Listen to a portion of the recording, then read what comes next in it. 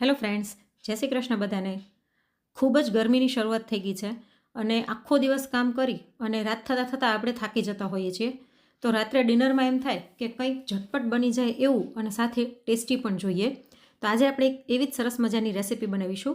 જો તમે બપોરે થોડીક રોટલી વધારે કરીને રાખી દો તો રાત્રે આ ડિનર ખૂબ જ ઝડપથી બની જાય છે. તો નાનાથી મોટા બધાને ભાવે અને ઝટપટ બની જાય એવી આ વેરાયટી જો પસંદ આવે તો વિડીયોને એક લાઇક કરી ચેનલને સબસ્ક્રાઈબ જરૂરથી કરી નાખજો. તો ચલો રેસીપીની શરૂઆત કરી દઈએ.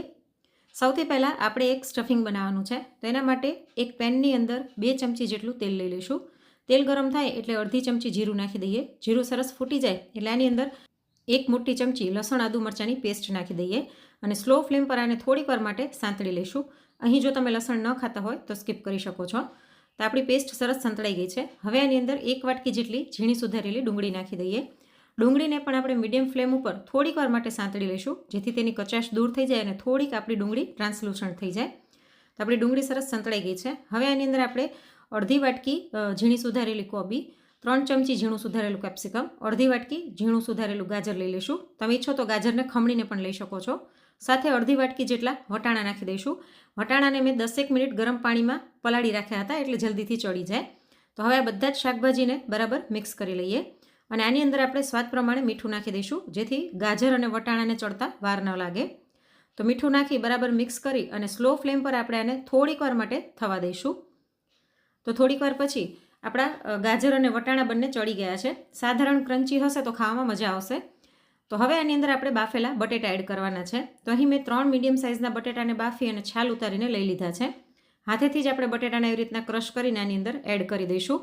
તમે બટેટા પણ જો બપોરે જ બાફીને રાખી દીધા હોય તો રાત્રે 5 જ મિનિટની અંદર આ સ્ટફિંગ બની જાય છે, એટલે રેસીપી ખૂબ ઝડપથી બની જશે. હવે આની અંદર અડધી ચમચી હળદર, 1 ચમચી લાલ મરચું, અડધી ચમચી આમચૂર પાવડર, 1 ચમચી ચાટ મસાલો નાખી અને સાથે 1 ચમચી શેકેલ જીરું પાવડર નાખીને આ બધાને બરાબર મિક્સ કરી લઈશું. મીઠું આપણે પહેલાં જ નાખી દીધું હતું અને ચાટ મસાલો પણ નાખ્યો છે એટલે મેં વધારે એડ નથી કર્યું. તો આ બધા જ મસાલાને બરાબર મિક્સ કરી લઈશું. મિક્સ કર્યા પછી તમે ટેસ્ટ કરીને જોઈ શકો છો. તમારે ચોઈસ પ્રમાણે તમે વધારે ઓછું કંઈ મસાલા એડ કરવા હોય તો કરી શકો છો. તમે ઈચ્છો તો આની અંદર થોડીક દળેલી ખાંડ પણ નાખી શકો છો. તો આપણું સ્ટફિંગ તૈયાર છે. આને નીચે લઈને ઠંડુ થવા દઈએ. તો આપણું સ્ટફિંગ એકદમ સરસ ઠંડુ થઈ ગયું છે. ઉપરથી હું આની અંદર થોડુંક ક્રમ્બલ કરેલું પનીર એડ કરું છું. પનીર નાખવું બિલકુલ ઓપ્શનલ છે. તમારે ન નાખવું હોય તો સ્કીપ કરી શકો છો, પણ પનીરથી થોડુંક વધારે ટેસ્ટી અને હેલ્ધી થઈ જાય છે. સાથે ઉપર મેં થોડીક ઝીણી સુધારેલી ડુંગળી અને કોથમીર નાખી દીધા છે. કાચી ડુંગળીનો ટેસ્ટ સરસ આવે છે એટલે મેં એડ કરી છે, પણ તમારે ન નાખવી હોય તો સ્કીપ કરી શકો છો. હવે અહીં મેં બપોરની વધેલી રોટલી લઈ લીધી છે. તમે તાજી રોટલી બનાવીને પણ બનાવી શકો છો. તેની અંદર આપણે થોડુંક ટોમેટો કેચઅપ લગાડી દઈશું. તમે ટોમેટો કેચઅપની બદલે શેઝવાન ચટણી અથવા તો ગ્રીન ચટણી ગમે તે તમારી ચોઈસ પ્રમાણે લગાડી શકો છો.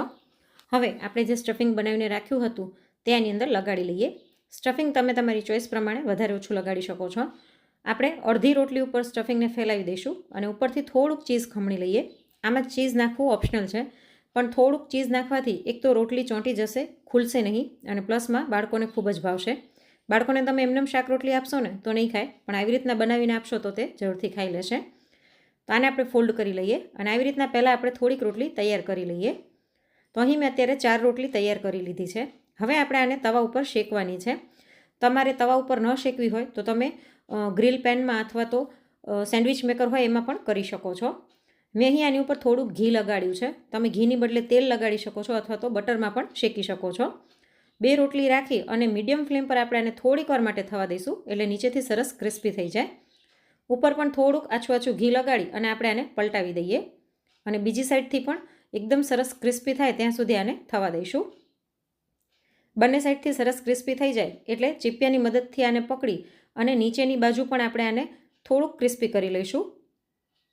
તો આવી રીતના બપોરે થોડીક રોટલી વધારે કરી દીધી હોય અને બટેટા બાફીને રાખ્યા હોય તો રાત્રે ડિનર ખૂબ જ ઝડપથી બની જાય છે અને પ્લસમાં ખાવામાં છોકરાઓને એમ થાય કે કંઈક વેરાયટી છે. હવે રોટલીને આપણે વચ્ચેથી કટ કરી લઈશું. તમે એમનેમ પણ સર્વ કરી શકો છો, પણ આને થોડુંક એટ્રેક્ટિવ બનાવવા માટે આપણે આને ગાર્નિશ કરીશું. તો બંને સાઈડમાં આછું આપણે ટોમેટો કેચઅપ લગાડી લઈએ. તમે આની બદલે ગ્રીન ચટણી, શેઝવાન ચટણી ગમે તે લગાડી શકો છો. અને હવે ઉપરથી થોડીક સેવ, થોડીક ડુંગળી અને કોથમીર નાખીને ગાર્નિશ કરી લઈશું. આ બધું કરવું ટોટલી ઓપ્શનલ છે, પણ આવી રીતના સર્વિંગ કર્યું હોય ને તો ઘરમાં બધાને ખાવાની મજા પડી જતી હોય છે અને કંઈક નવું હોય એવું લાગે છે. તો બપોરની વધેલી રોટલીમાંથી ઝટપટ બની જતી અને ખાવામાં મજા પડી જાય એવી આ ડિનરની રેસીપી એક વખત જરૂરથી ટ્રાય કરજો. અને આજની આ રેસીપી તમને કેવી લાગી અને તમે કયા શહેરમાંથી વિડીયો જોઈ રહ્યા છો તે કોમેન્ટ કરીને જરૂરથી જણાવજો. અને જો વિડીયો ગમ્યો હોય તો લાઇક કરીને વધુમાં વધુ શેર પણ કરજો. અને જો ફેસબુક પર જોઈ રહ્યા હોય તો પેજને ફોલો કરવાનું ના ભૂલશો. જલ્દી મળીશું એક નવી રેસીપી સાથે. Thanks for watching.